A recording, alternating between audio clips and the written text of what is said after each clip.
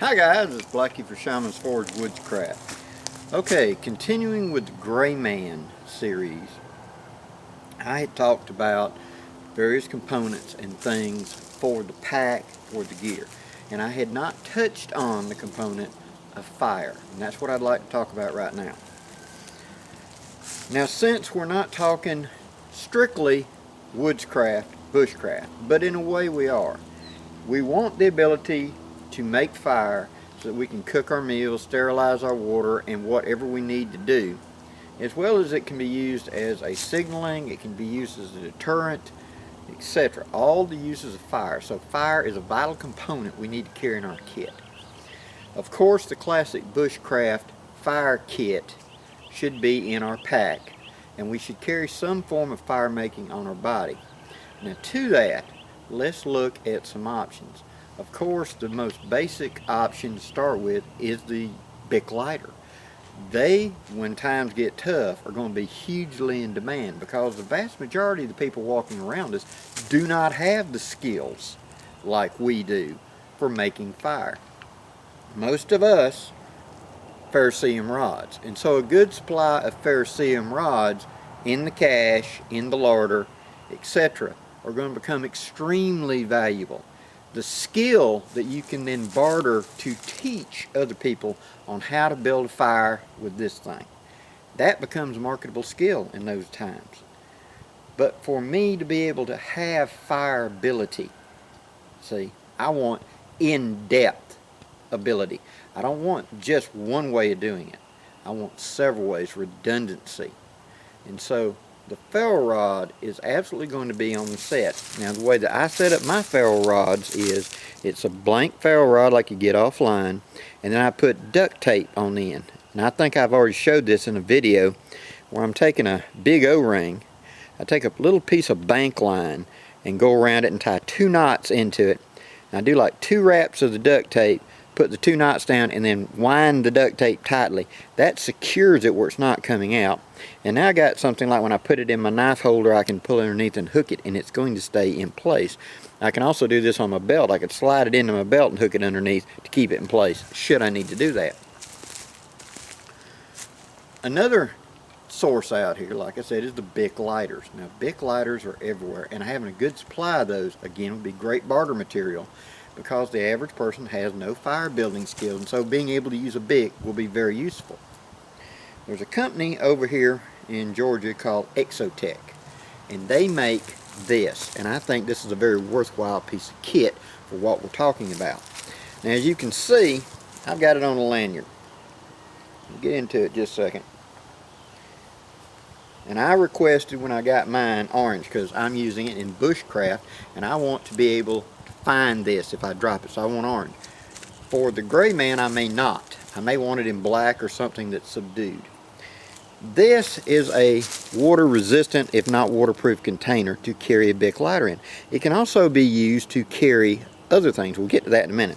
Now the way I got it rigged right here in the lanyard is simply a loop that comes down and goes across through the top, through the loop on the bottom, and then there's 2 knots tied to hold it in place. Now the reason I do that is, 1, it wears it around my neck, and 2, by slacking the lines, I can now unhook and have my lighter to come out here and do my bit with the lighter, and then I can't drop it, I can't lose my lid. I just turn around, put it back in place, and you can see it has these ridges that lock in. It's also got this loop that I can stretch up here, up and over, to hold the button down, so once I light it, I can let it run by itself. I'm not a big fan of that, but it is an option that if I need it, I can do it. By setting it up this way now, I take the lid, squeeze it back together, pull the cord, and it's back together. I'm not going to lose that lid, I'm not going to lose that body. Now, this container could also be a very good emergency source of tinder container, or something else that I want to carry. So yes, this is set up to carry a Bic lighter, but this container could be used to carry other small things in my pack. So a couple of these, or something like this, would be very useful. I like this design. It's something I can tuck in my shirt and it's out of sight. and yet I can just grab that lanyard and pull, and there it is.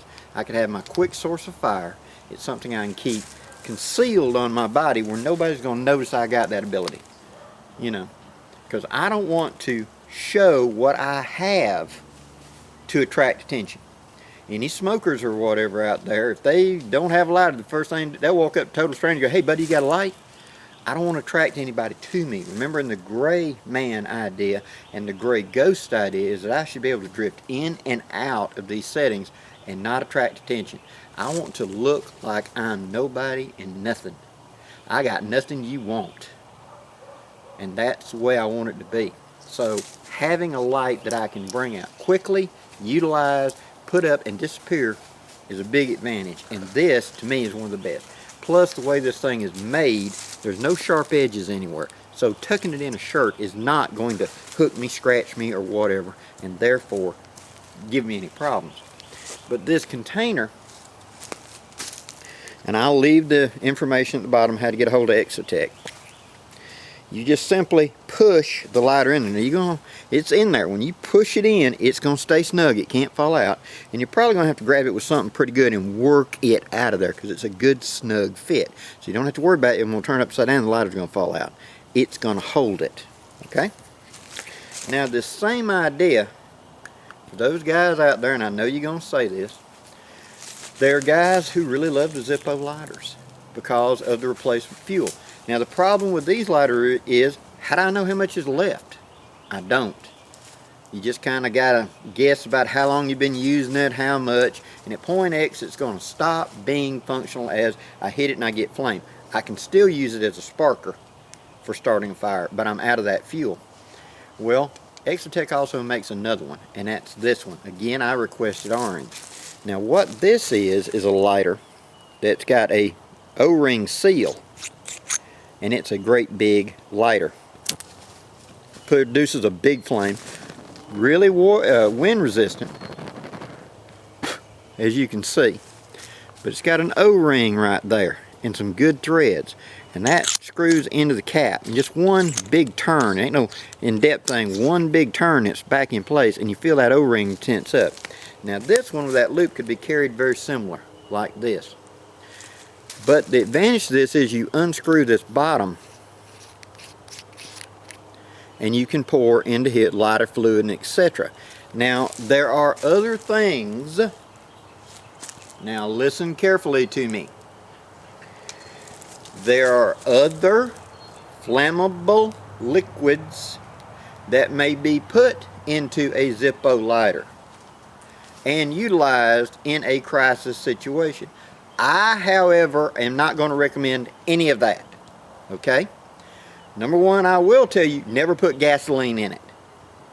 In World War II, there was a lighter, not Zippo, but there was a lighter that gasoline could be put in and used, and it was used in Europe. I know about that because my uncle brought one home. But I'm in no way advocating this. This lighter is not designed for that. Okay? So I'm just trying to keep any misinformation from happening. But you put lighter fluid in this, so this works like a Zippo. But the disadvantage to a Zippo is it evaporates. See, with this O-ring seal in this top, this one does not evaporate. So I can seal it up, put it in a pocket, put it in a pack or whatever, and a couple of months from now, it's still going to be there. I'm still going to be able to use it. I got turned on to this because I met these guys at the Pathfinder School, and I watched Matt Mercer's Black Hat Bushcraft review of this lighter, and having not even thought about it, to be honest with you, once I saw Matt Mercer's review on this, I decided I had to have one because he's right.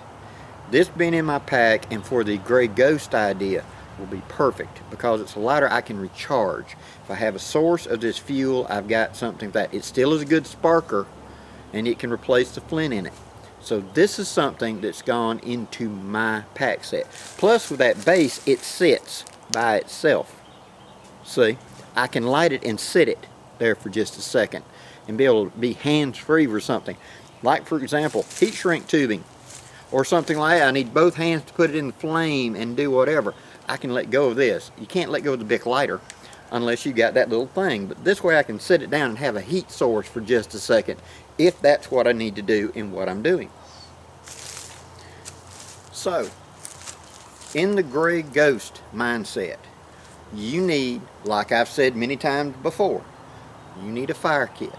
That fire kit needs to be 2 devices that produce flame. Well, there's one, and here's one. I could also incorporate matches, but matches are one-use items, so at least you can look in the box and tell how many you got.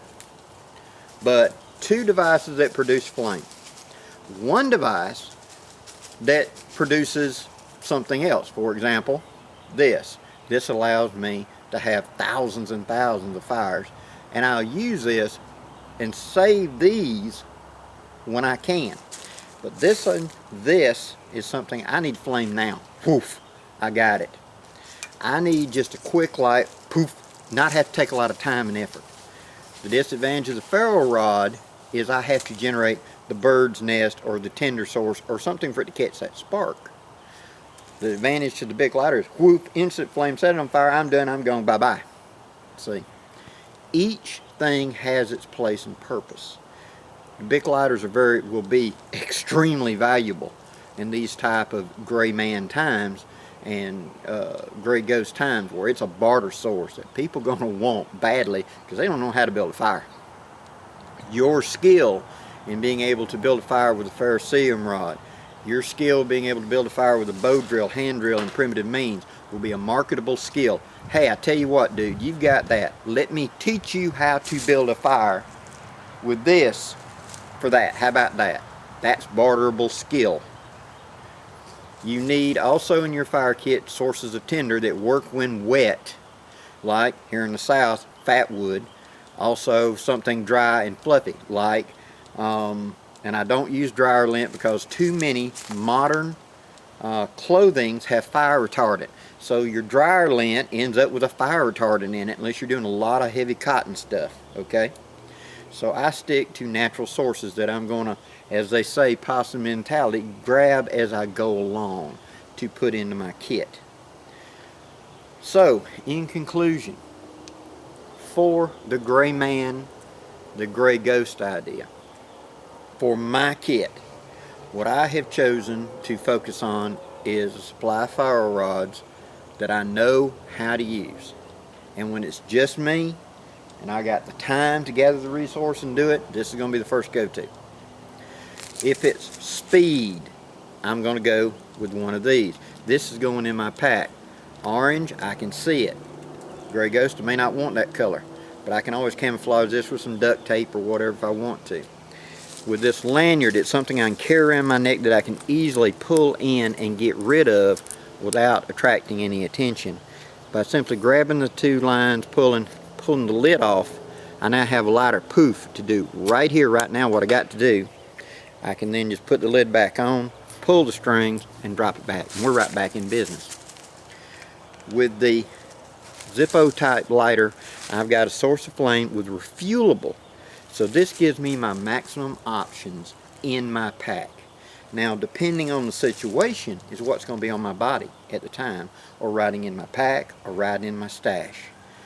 That's situational awareness, and we'll cover that another day.